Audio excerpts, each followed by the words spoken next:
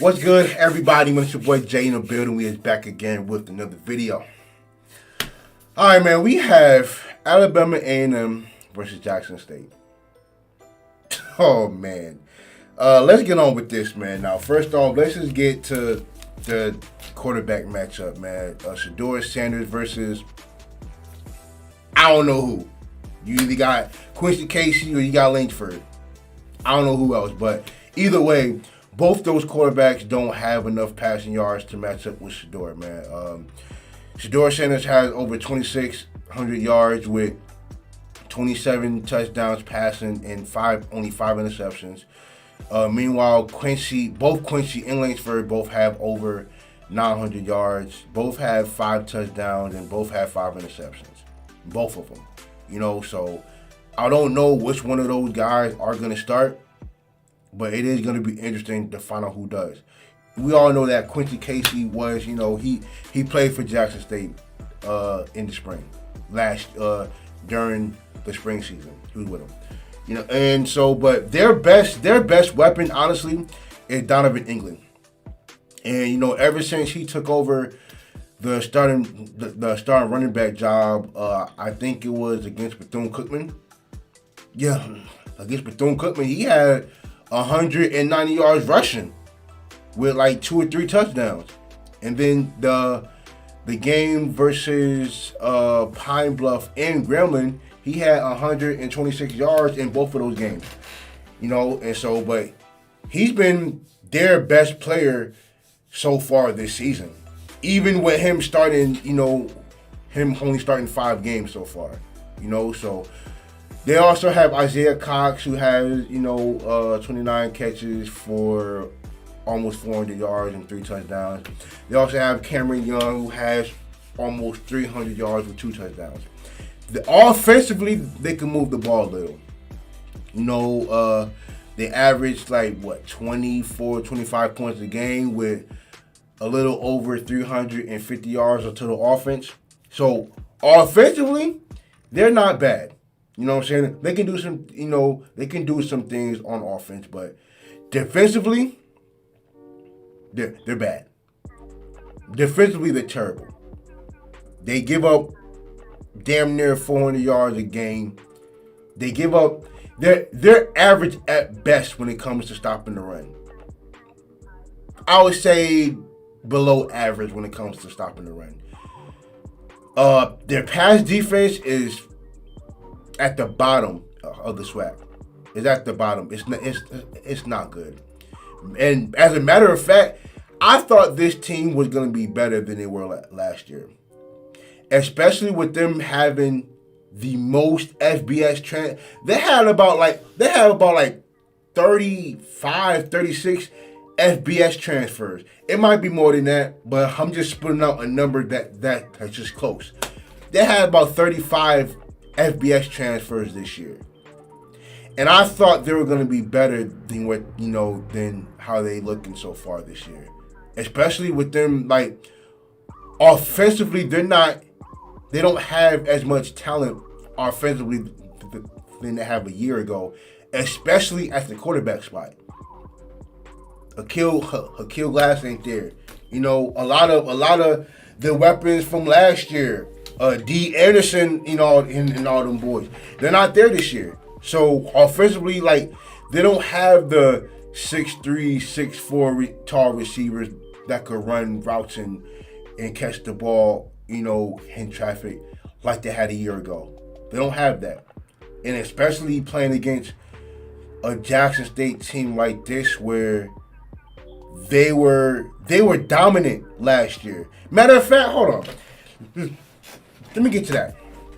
Because this game, honestly, for me, this game is not about X's and O's. This game, honestly, is about pride and respect.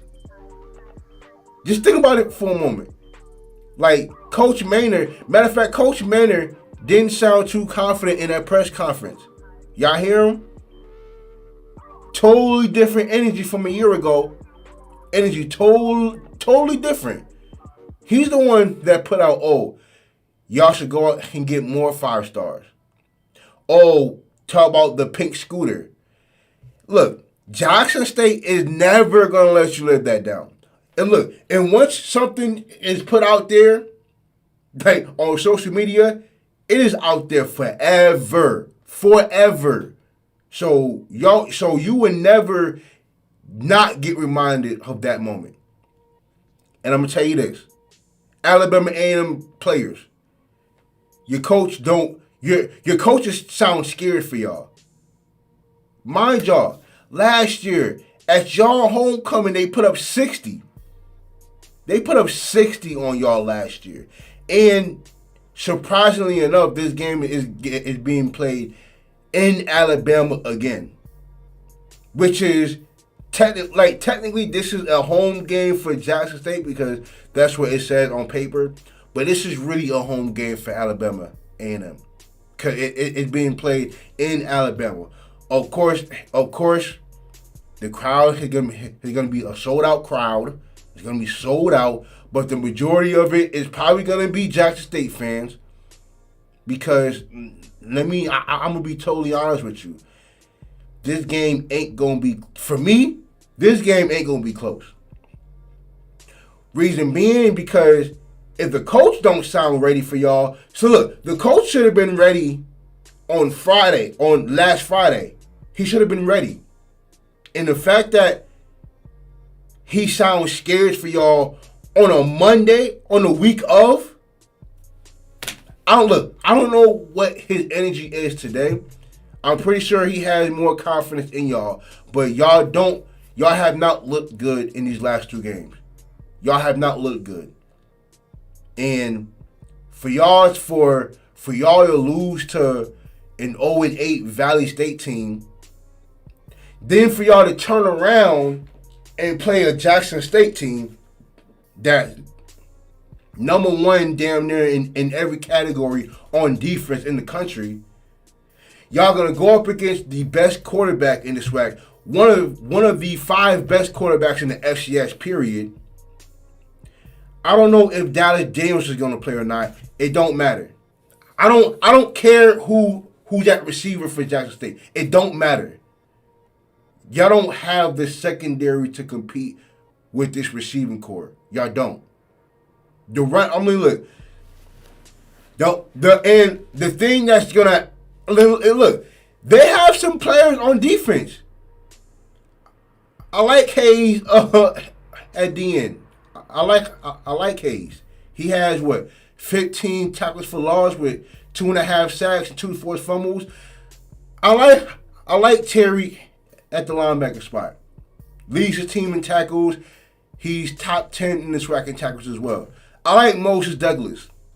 51 tackles, 2 interceptions. They have some players on defense.